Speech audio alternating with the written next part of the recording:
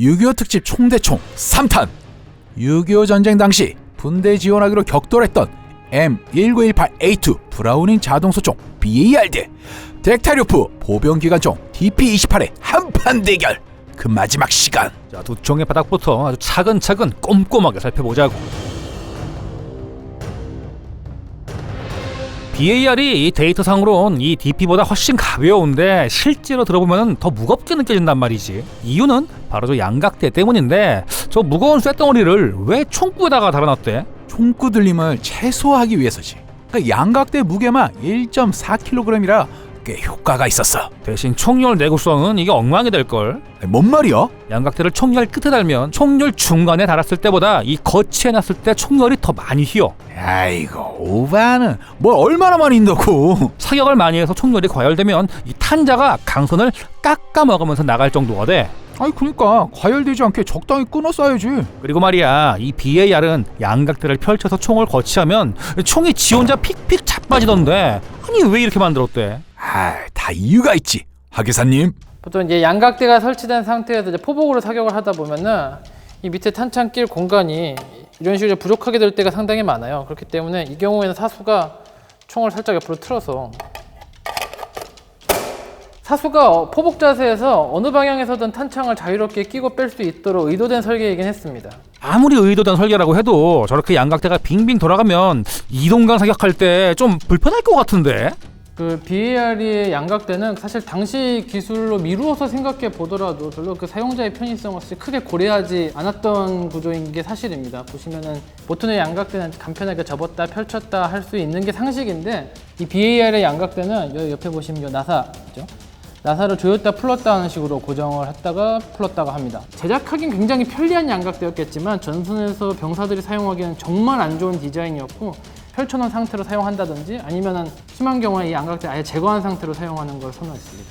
떼놓고 쓸 걸 뭐하러 달았대? 그에 비하면 이 DP 양각대는 총열 중간부 방열판이랑 가스 실린더에 고정되는 방식이라 이 거치 사격할 때 총열이 휠 염려가 훨씬 줄었고, 총이 360도로 빙빙 돌아가지도 않아. 양각대는 그냥 나사로 지금 고정되어 있는 단순한 봉에 불과하고요. 사실 단순하지만 정말 효과적인 고정 방법을 쓰고 있습니다. 이렇게 일단 아무런 고정력 없이 양각대가 놀고 있는데, 이거를 한 대 모아서 보시면 이 새띠로 양각대를 둘을 결합시키면 이게 고정이 되면서 이렇게 양각대가 접히는 식입니다. 어때? DP 양각대가 BAR보다 훨씬 단순하지만 효과적인 것 같지 않아? 단순하긴 하지만 효과적이진 않지. DP 양각대는 길이 조절도 안 되고 너무 길어서 바싹 엎드려 쏘기도 어려워. 그런 면에서 BAR 양각대가 좀 복잡하긴 해도 훨씬 인체공학적이고 사수 친화적이지. 그렇게 인체공학적이고 이 사수 친화적인 총인데, 아니 왜 소염기가 안 달려있대? DP28은 저렇게 큼지막하게 소염기가 달려있어서 이 화염도 줄여주고 사수의 시야도 확보해주는 역할을 해요. 그런데 BAR은 이 소염기도 안 달려있잖아. 혹시 뭐 기관총이 아니라 일부러 안 달아놨나? BAR도 소염기가 있습니다. 요즘 스타일로 말하는 소염기랑은 다소 좀 다른 형태인데, 지금 총열을 보시면 여기서부터 여기까지가 강선이 있는 총열이고, 이 구간 여기가 스크류로 착탈이 가능한 소염기 구간이 되겠습니다. 화염이 빠져나가는 구멍 같은 게 없어서 이게 그냥 총열에 연장된 총열처럼 보이기도 하는데요. 이 구간이 자동 사격할 때 완전히 연소되지 못한 가스가 여기서 큰 화염으로 터지는 것을 막기 위해 추가적으로 연소될 구간을 이렇게 원통형으로 만든 거거든요. 그런 의미에서 이게 이제 소염기의 역할을 하고 있다고 볼 수 있습니다. 아이고야, 저게 소염기였어? 더 트집 잡을 거 없지? 왜 없겠어. BAR은 총열 교체도 안 되면서 아니 뭐하러 저런 운반 손잡이를 달아놨대? 저건 솔직히 빼고 다니는 사수들이 훨씬 많았어. BAR의 개량형들은 존 브라우닝이 사망하고 한참 후에 미국군 병기국에서 만든 거라 이게 좀 두서가 없긴 하지. 그러니까 다른 나라는 전간기 때 총열 교체식 경기관총을 새로 만들었는데, 미국은 M1918 BAR 개량형을 만들어서 이 분대 지원하기로 써먹었다. 그러니까 오리지널 BAR의 완성도가 워낙 좋았거든. 그리고 BAR보다 더 강력한 화력이 필요하다 싶을 땐 존 브라우닝이 개발한 순행식 M1917을 공냉식으로 개량한 M1919A4나 M1919A6 쓰면 이게 그만이라 별도로 경기관총을 만들 필요가 없었어. 아, 그렇구만. 그럼 이 미육군 경기국에서 오리지널 BR에다가 추가한 편의사항은 뭐 더 없나? 거치 사격할 때 양각대랑 세트 메뉴로 쓰라고 개머리판에 접이식 어깨 받침대를 달아놨어. DPN 저런 거 없지? 뭐하러 저런 무거운 쇳덩어리를 다뤄? DP28 개머리판을 보시면은 이 아래 이제 특이하게 나무에 이제 돌기가 있는 걸 보실 수 있는데, 요거는 기관총 손잡이를 오른손으로 잡고 왼손을 받치도록 설계되어 있는 부분입니다. 그러니까 실제로 견착을 한다면은, 교범대로 견착을 하자면 왼손으로 아래를 받쳐서 총의 높이를 맞추고 오른손으로 방아쇠가 있는 손잡이를 잡고 겨냥하는 식이 되겠습니다. 역시나 이 소론즈 무기가 참 단순하면서도 실용적이라니까. 자, 이번엔 조정관 쪽으로 이렇게 넘어가 보자고. 조정관 대결은 좀 애매한 게 이 DP는 연발 사격만 가능해서 조정관 자체가 없어. 안전장치도 없어? 그건 당연히 있지. 이 총을 파지하지 않으면 격발되지 않는 아주 단순하지만 확실한 구조야. 존 브라우닝이 설계한 1911 그립 세이프티를 그대로 베꼈구만. 이 BAR 조정관을 자세히 보니까 이 버튼 같은 게 달려있던데 저 용도가 뭐야 저거? 그러니까 BAR이 무인지대 돌파용으로 개발됐다는 걸 보여주는 흔적이야. 에? 그러니까 총을 옆구리에 끼고 뛰어다니다 보면 조정관이 쓸려서 안전 위치로 갈 우려가 있어. 그걸 막아주는 역할이야. 야, 그러니까 뭐 보통 안전장치는 총이 발사되는 걸 막아주는 역할인데 BAR 안전장치에는 그 반대 기능이 있다 이거네? 맞아. 그런데 미 육군 병기국에서 BAR 개량형을 만들 때 이 부분을 약간 손봐놨어. 오리지널 BAR에서는 F가 단발, A가 연발, S가 안전이었어. 그런데 개량형은 다른 건 다 똑같은데 조종관을 F로 놓으면 단발이 아니라 느린 연사로 나가. 일단 한번 봐봐.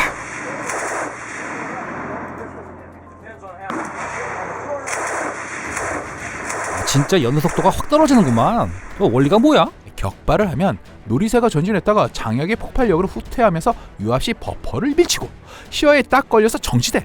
이때 후퇴했던 버퍼가 유압 때문에 한 템포 느리게 시어를 건드려서 발사 속도가 누리새 왕복주기보다 느려지지. 야, 뭐 총에다가 유압식 버퍼까지 달아놨어? 오리지널 BR에선 충격 흡수형 버퍼 스프링이 들어가는 자리였는데 거기에 유압 정치를 추가했지. 굳이 저렇게까지 해가면서 이 연속도를 낮출 필요가 있나? 몇 가지 이유가 있는데, 우선 소총수들이 반자동 소총을 쓰니까 분대 지원하기 위해서 반자동 모드는 의미가 없어. 그리고 BAR을 오리지널 연사 속도로 쏘면 2초 만에 탄창이 비어. 근데 저속 모드에선 사격 지속 시간이 3초로 늘고 연사 시 집탄성도 근소하게 좋아져. 글쎄, 내가 BAR 차수라면 저속 모드로 3초 동안 쏘노니 고속 모드로 여러 번 짧게 이렇게 끊어줄 것 같은데.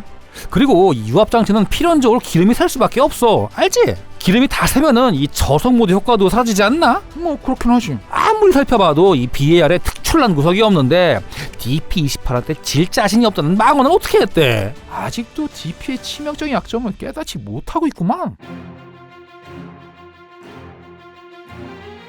DP28의 후라이팬 탄창 무게가 어떻게 되지? 1.6kg. 47발 꽉 채우면 한 2.7kg 나가지. 그런 탄창을 6개만 휴대해도 16.2kg이야.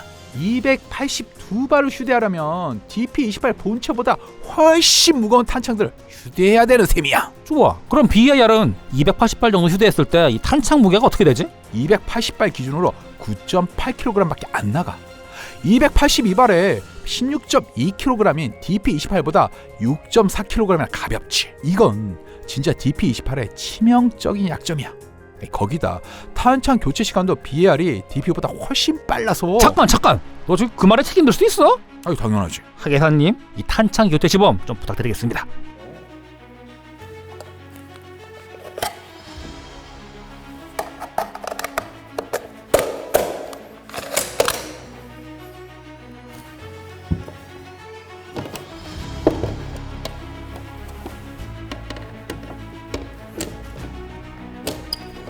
봤나? 탄창 교체 시간은 거의 비슷해. 빼피샤 드럼 탄창 교체 시간이 오래 걸리니까 이 DP 탄창도 오래 걸릴 줄 알았나 본데, DP는 이 탄창을 총몸 위에 올려두고 총몸과 결착시키는 방식이라 이 빡빡할 이유가 없어. 뭐 어쨌건 주행 탄수 면에서 BAR이 DP를 훨씬 앞서는 거 인정하지? 뭐 그건 인정하지. 그럼 결론이 나오지. 평지보다 산악 지형이 많은 한반도 지형 특성상 6.25 당시 체력 소모가 극심한 고지전을 많이 치렀는데 총 본체도 가볍고 휴행 탄수도 훨씬 많은 BAR이 DP보다 훨씬 유리할 수밖에 없었어. 고지를 향해 올라갈 경우에는 BAR이 유리할 수도 있지. 하지만 이 고지를 방어하는 경우엔 DP가 압도적으로 유리해. 탄창이야 뭐 미리 쌓아두면 되고 총열 바꿔가면 됐으면은 거의 뭐 무적이나 다름없거든. 이게 아직도 총열 교체 기능에 이게 만능인 줄 아나 보네. 어떤 총이건 그 총 고유의 지속 발사 속도가 정해져 있어.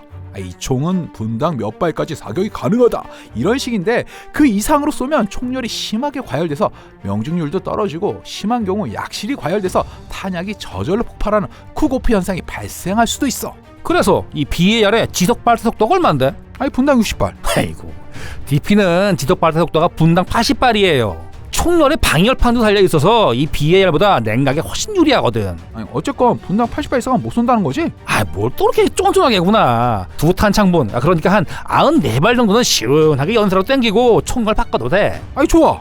그럼 총열 교체하고 또 두 탄창 시원하게 쏘고 나면 그 다음엔 다시 총열 가고 또 쏘면 되지.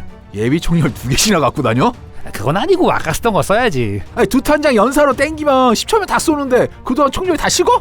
두 탄창을 풀 오토 연사로 쫙 쏘는 사람이 어딨나? 적당히 끊어가면서 쏴야지. 이제야 실토를 하는구만. 에? 아무리 총열 교체 기능이 있다고 해도 DP28을 게임에 나오는 총처럼 풀 오토로 계속 쏠 수는 없어. DP28의 수비력을 순행시 기관총과 동급으로 봐서 안 된다 이거지. 어쨌거나 DP의 지속 발사 속도가 BL보다 앞서는 건 사실이고, 이 총열 교체가 조금 번거롭긴 해도 그게 되는 총이랑 안 되는 총은 지속 사격 능력면에서 현격한 차이가 있다 이거야. 글쎄, 총열 교체가 번거로운 정도가 아니라 되게 힘들어 보이던데? 격발을 안 한 상태에서도 망치질을 해야 총열이 빠지는데 뜨겁게 달궈져서 팽창된 총열은 더 떼내기 어렵지 않겠어? 그리고 결정적으로 DP는 총 본체가 설계 미스라 지속 발사 능력에 또 한 번 제동이 걸려. 스프링에 열을 가면 어떻게 돼? 스프링 탄성이 죽지. 근데 왜 DP는 저 뜨거운 불구덩이에다가 리코일 스프링을 넣어놨대? 가스 실린더에다가 리코일 스프링 넣는 게 뭐가 문제야? BAR도 똑같은 위치에 들어가는구만. 베끼려면 제대로 베꼈어야지.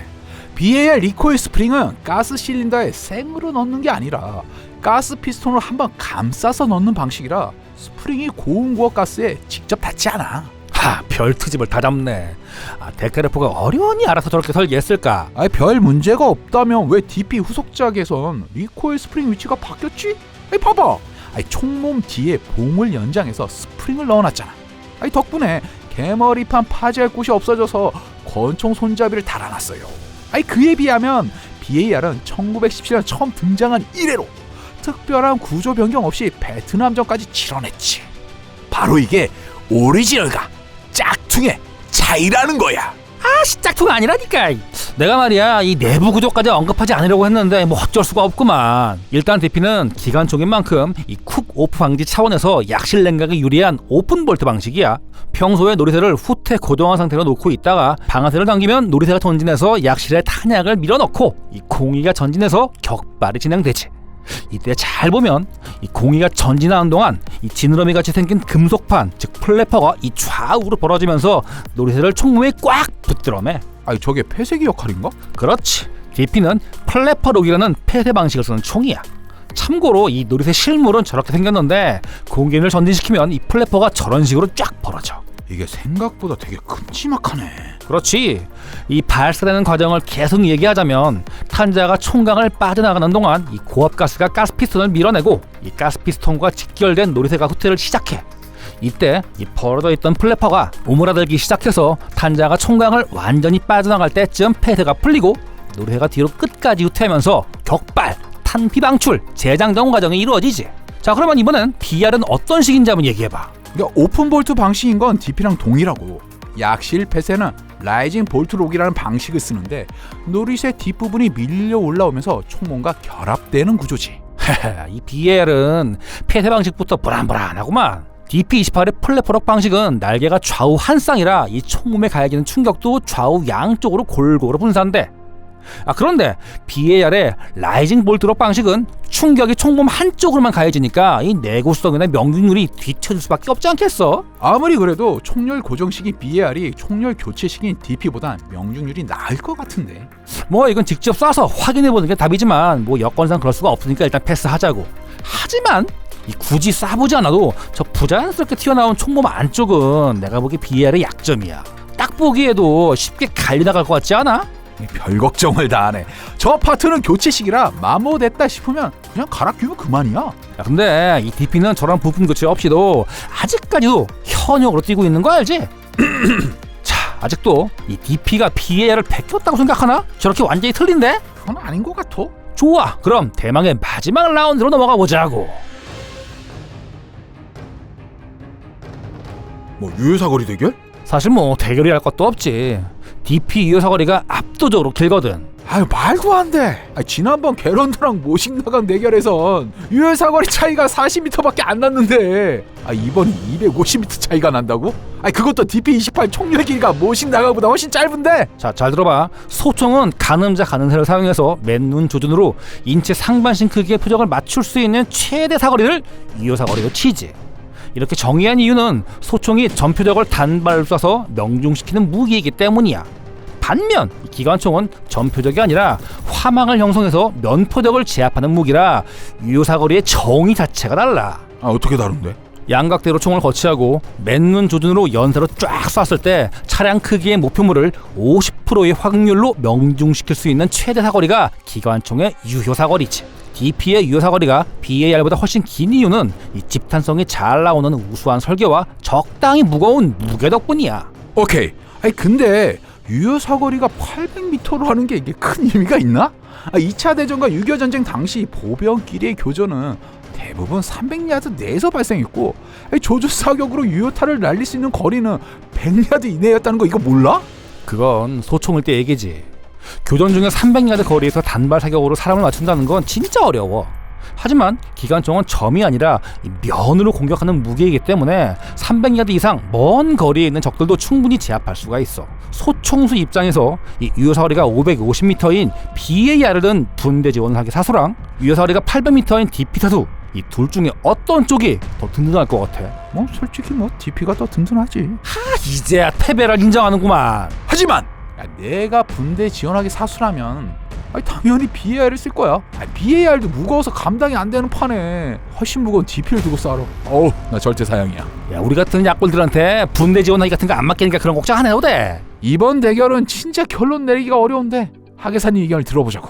만약에 두 기관총을 나란히 거치해서 사격장에서 시험을 한다면은 두 총의 성능이 거의 비슷하거나 아니면 심지어 DP28이 훨씬 더 좋은 평가를 받을 수도 있다고 생각을 해요. 하지만 전쟁은 그것만으로 하진 않죠. 이 총을 들고 한참 행군을 해야 되고 탄을 보급받아야 되고 또 수많은 상황에서 이 총을 들고 내 목숨을 걸고 내 동료의 목숨을 걸어야 되는데 그런 상황이라면은 이 개인 휴행 탄수는 물론 이 탄창 휴대의 편의성을 도모할 수 없는 DP28보다는 장탄수는 적어도 훨씬 더 많은 상황에 많은 탄약을 휴대하고 사용할 수 있는 BAR이 조금 더 유리한 총이지 않을까 생각을 합니다. 아이고 나랑 생각이 똑같으시네. 저기요 하기사님 이러시면 안 되죠. 그거 좀 조용히 합시다. 자 하계사님 기획부터 마무리까지 몇 개월 함께 고생하셨는데 마지막으로 소감 한마디 부탁드립니다.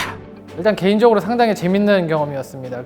저도 기념관이 소장하고 있는 실물 총기의 자세한 이야기들은 물론이고 그 배경으로 이어져 있는 사람들의 이야기들을 상당히 좋아하고 관심이 많은데 사실 이런 것들을 전쟁기념관을 통해 갖고 소개할 기회가 거의 없었습니다. 그런데 이번에 건들건들과 좋은 기회가 되어서 이런 좋은 영상으로 여러분들 찾아뵐 수 있게 되어서 상당히 다행인 일이라고 생각을 하고 또 더해서 저희 기념관과 건들건들이 함께 일하게 된 사실 계기가 되었던 국가보훈처와 전쟁기념관, 건들건들이 함께 준비하고 있는 저희 6.25 전쟁 특집 시리즈 헌신의 도구를 통해서 지금 이 건들건들 영상에서 자세하게 소개된 총기 그 배경의 이야기들, 이 총을 들었던 사람들의 이야기를 좀 더 자세하게 살펴볼 기회들이 여러분들께 함께 제공이 되니까 여러분들의 많은 관심들을 부탁드리고 또 더해서 또 이런 영상들을 좀 더 건들건들과 많이 함께 할 수 있기를 바랍니다. 또 이런 식으로 마음을 풀어주시네. 자 수고하셨습니다. 형도 고생하셨소. 지금까지 팬더 반장이었습니다. 감사합니다.